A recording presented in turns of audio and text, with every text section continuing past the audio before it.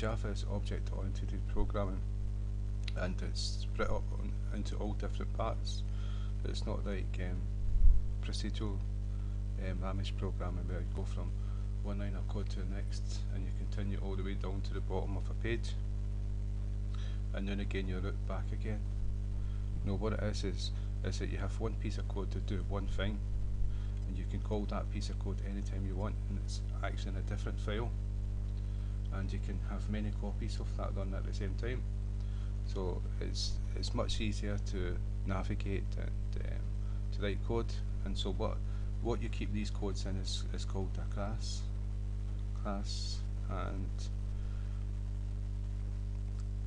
each class has like members, and there's two different kinds of members. There's like variables, which is like data members, fields, and there's methods, and methods do things. So you'll have data members, fields, variables. They're called all different things, depends on your preference, and they will process these fields. They'll add things to it, they'll take things away from it, they'll turn it into sentences, they'll strip it down to characters and all these sorts of things. So that's the do things, it's the methods. And the fields, the data members, they hold data. Like they'll hold a number, they'll hold a fraction, they'll hold a string, they'll hold a whole sentence. And so that's a class there. A class is a file. It's first class dot Java, and second class dot Java, third class dot Java. 3 separate files, and that's a basic class. It's the class keyword, and you give it a name. You can call it whatever you want, but a class always starts with a capital letter.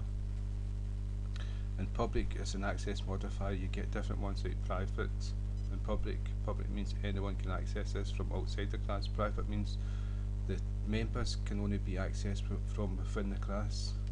Element of security. And so the first thing I'm going to do is try to run this class with nothing inside it. No, nothing inside here as well. And so if I run the program, application, OK, selection does not contain a main type. Now the reason for that is if the Java program needs a static main method to run the whole program, but you only have one, and that's why it's static, and you can put it in whatever class you want as long as one of them's got it, and it starts off with public.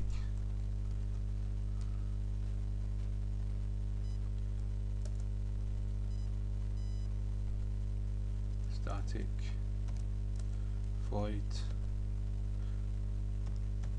We'll explain all these keywords and what they mean and what they're for, and then main, and 2 brackets. And because it's a method, and it's going to have, you're going to have not just one line of code in it, you're going to have many lines of code. You've got to have a way to group that code together, and we use braces for it.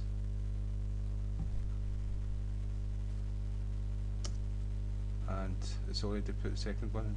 And so you've got the start brace and the end brace, and anything between here is code, which is going to be done one at a time. First one come first, and it finishes it in the last one. And so inside the main, what we do is a string. We're passing a string, and square brackets and args. This can be, you can name this whatever you want, but this is standard way of doing it. And this is so you could pass an argument into main if you wanted to. And so if we run a program now with the main method,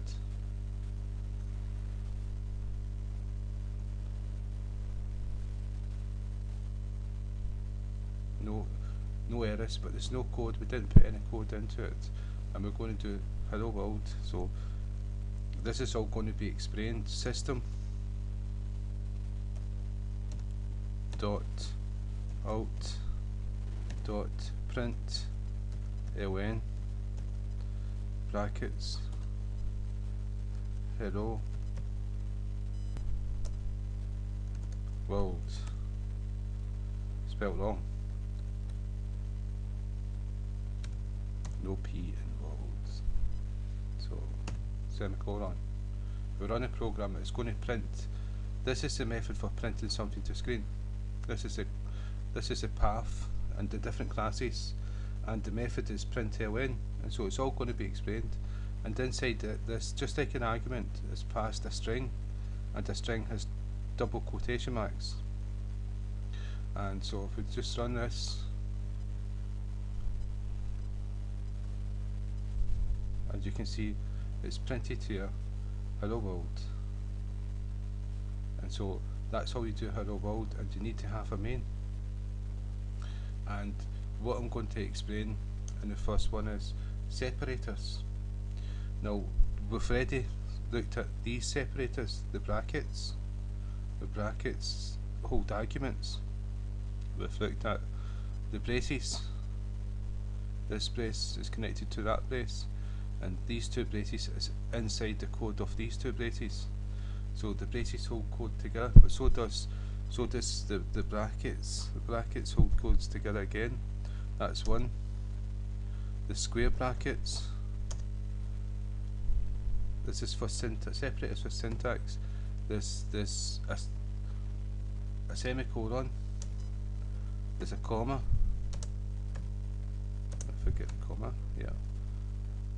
There's a full stop, and there's a colon. Now for syntax, these are all the separators. What you use the braces for grouping code together in methods. So everything between the start and stop brace is code that's going to be executed in a group all at one time. Inside the braces, you'll find this in methods. Right.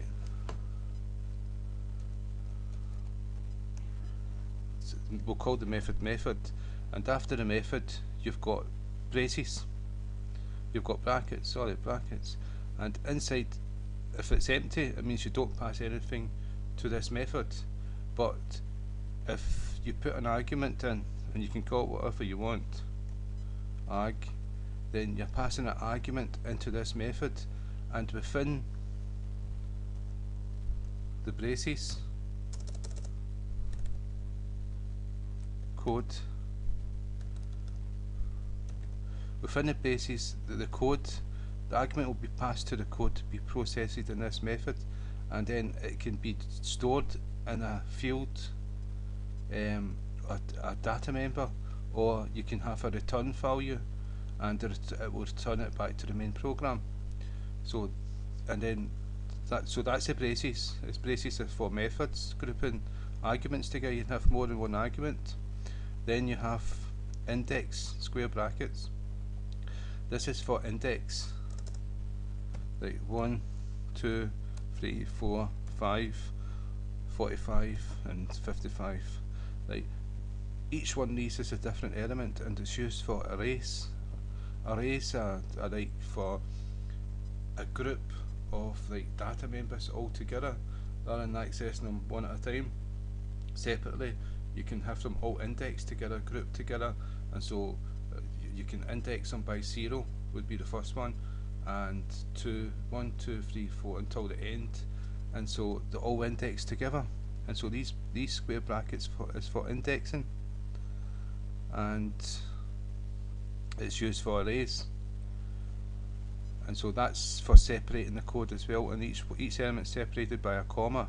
Comma is used for separating things. So if I've got two arguments, arg1, I put a comma to separate it, arg2, arg3, and so the comma is used to separate commands, separate values, and use it for separating. If you didn't have a separator there, then the compiler wouldn't know that these were all different commands. It would look at them all as the same command, and because there was a white space, it would think it was a new line, and it would create a problem with the compiler. So you use the comma for separator. This is syntax. Semicolon is used here. This whole line is one command, and though that's the end of the command, the compiler in Java does not know it's the end of the command until you give it a message to say, hey, we've stopped this command, we're going to start a new one.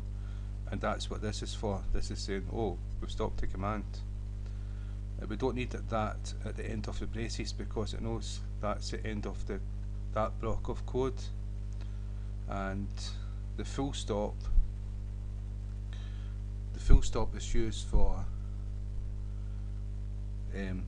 like we've used it here. System starts with a capital S. What it's telling you is this is a class called system, and dot alt is a method within, because it's a row letter. It's a method within it, and within that is another method called print, which takes an argument. And so it's more for addressing, accessing class members of classes. And so what we're going to do is we're going to stop there for the next tutorial. And so